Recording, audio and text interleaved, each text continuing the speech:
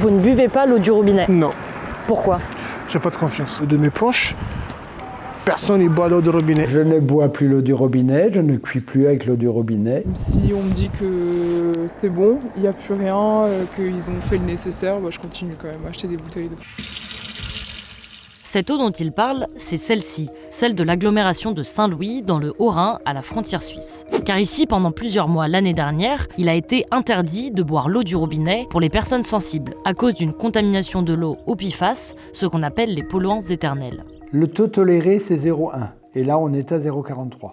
Vous voyez bien que c'était déjà non conforme. Sur les 40 communes de l'agglomération, 11 ont été touchées par cette restriction. En tout, près de 60 000 personnes auraient été concernées par cette eau contaminée. Alors ici, on est devant le terminal de l'aéroport de Bâle-Mulhouse. L'aéroport a utilisé pour l'entraînement des pompiers pendant des décennies les mousses anti-incendie qui contiennent des PFAS pour étouffer le feu. Ces mousses ont pollué la nappe phréatique d'Alsace, une des plus grandes d'Europe. Qui est juste en dessous. Qui est juste en dessous, à quelques mètres sous le sol de l'aéroport. De son côté, l'Euro-Airport a confirmé que les pompiers de l'aéroport ont utilisé des agents moussants contenant des PFAS jusqu'en décembre 2016. Tout en ajoutant qu'en janvier 2017, dès que des émulseurs non fluorés ont été certifiés pour une utilisation aéroportuaire et autorisés par la réglementation, l'aéroport a cessé toute utilisation de mousse contenant des PFAS. Les mesures qui ont été faites ont montré que le sous-sol et l'eau qui est puisée dans les puits est fortement contaminée. On a eu dans certaines communes des taux de PFAS plus de 7 fois au-dessus de la norme. Le taux de contamination de l'eau souterraine ici sous nos pieds est une des plus fortes de France. Et selon Bruno Wollenschneider, la connaissance que cette eau était contaminée remonte à plusieurs années. Déjà en 2015-2017, des mesures ont été faites par les agences de l'eau, mais apparemment ces résultats n'ont pas été communiqués. De son côté, l'Agence régionale de santé du Grand Est a toujours nié avoir eu connaissance de ces mesures. Ce n'est qu'en 2023 que l'ARS a réalisé des analyses qui ont confirmé cette pollution. Alors que la population buvait depuis des décennies une eau fortement contaminée, nous avons été informés en janvier 2024 de cette pollution, mais sans restriction de consommation. Et les restrictions de consommation n'ont été promulguées qu'un an après. Le 25 avril 2025, le préfet du Haut-Rhin interdit par un arrêté la consommation de l'eau à des fins de boisson pour les personnes sensibles, soit les femmes enceintes, les femmes allaitantes, les nourrissons de moins de 2 ans et les personnes immunodéprimées.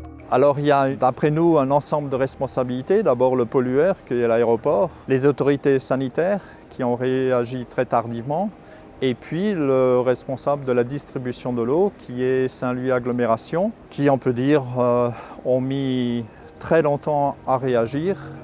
Aujourd'hui, Bruno Wollenschneider et son association l'ADRA pointent la responsabilité de l'agglomération qui, elle, répond avoir mis en place un plan de dépollution progressif.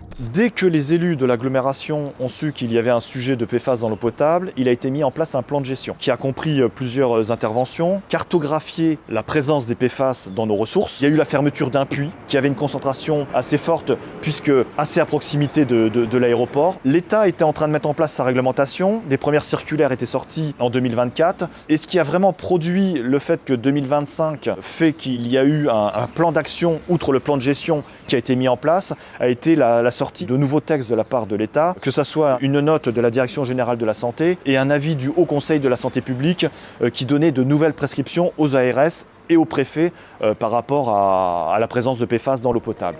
Alors, face aux dangers sanitaires, l'agglomération de Saint-Louis met en place des unités mobiles de traitement de l'eau pour rendre l'eau de nouveau consommable. Parmi les 3 sites, celui de Bartenheim est en fonctionnement depuis le mois de septembre.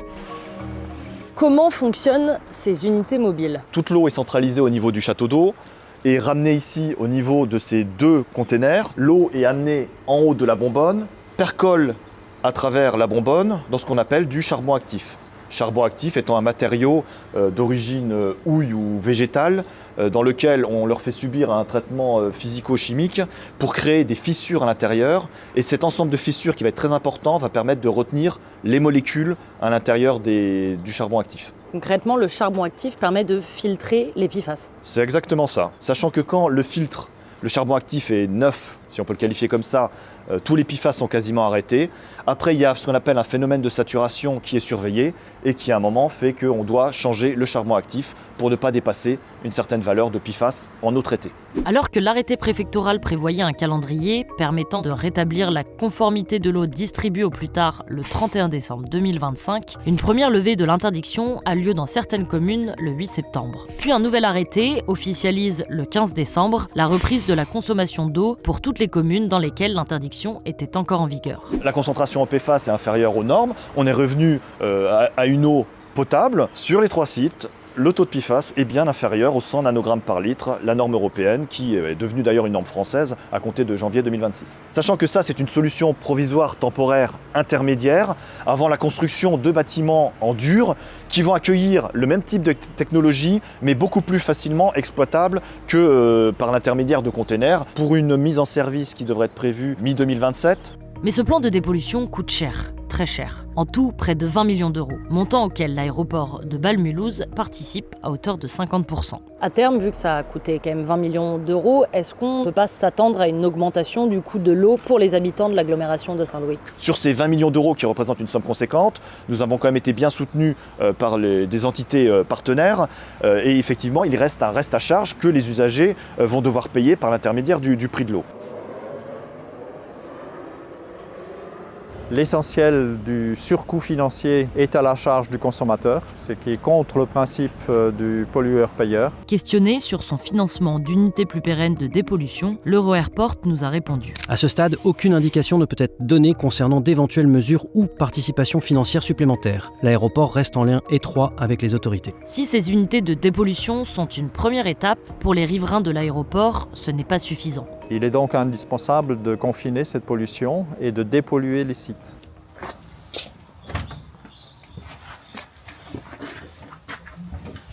Vous n'achetez pas d'eau, pas de pack ou de bouteilles au supermarché ?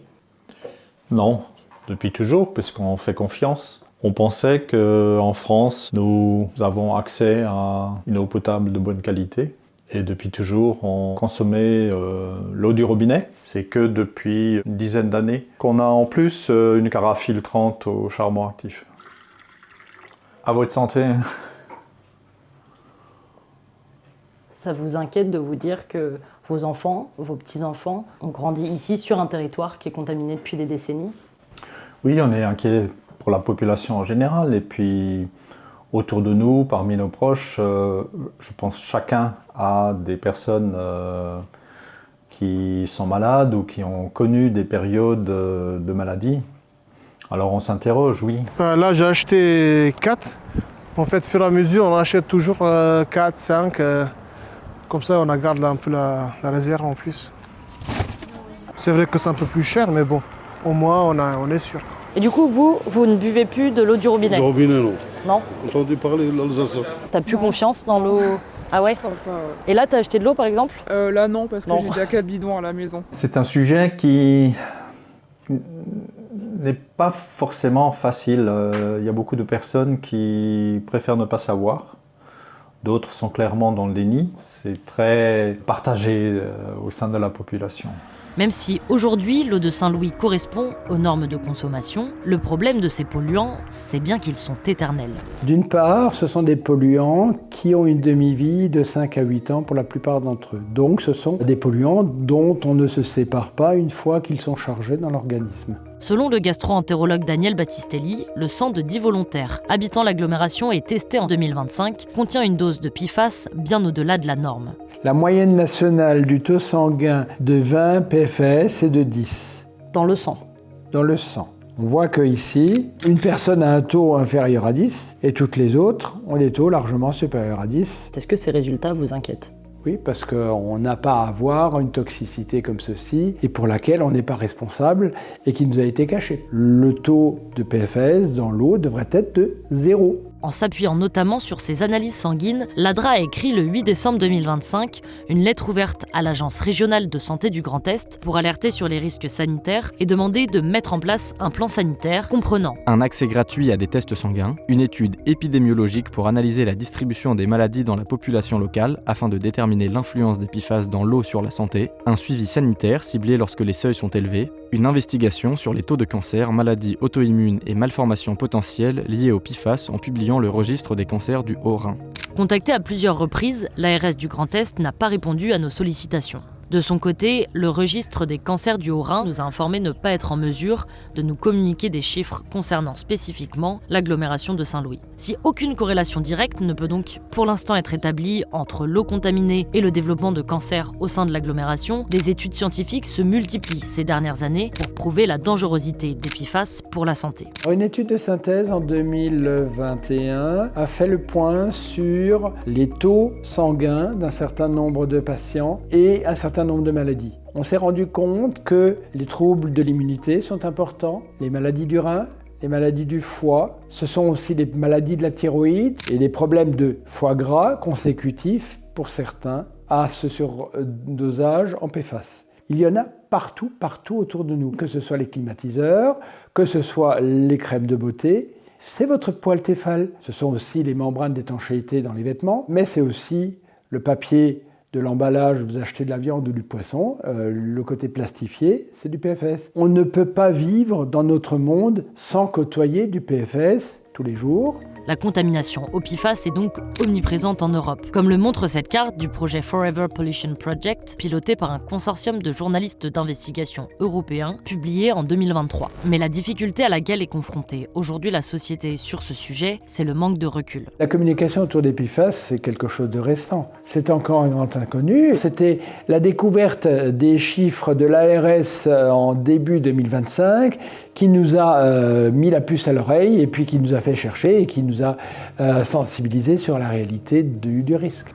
À l'image des habitants de Saint-Louis, d'autres communes en France se penchent de plus près sur cette contamination. Par exemple dans les Ardennes, la Meuse ou encore à Lyon où une plainte historique a été déposée par 200 citoyens début février. Depuis le 12 janvier 2026, une nouvelle réglementation est entrée en vigueur dans l'Union européenne. Elle oblige désormais tous les États membres à tester systématiquement la présence de 20 PFAS dans l'eau potable.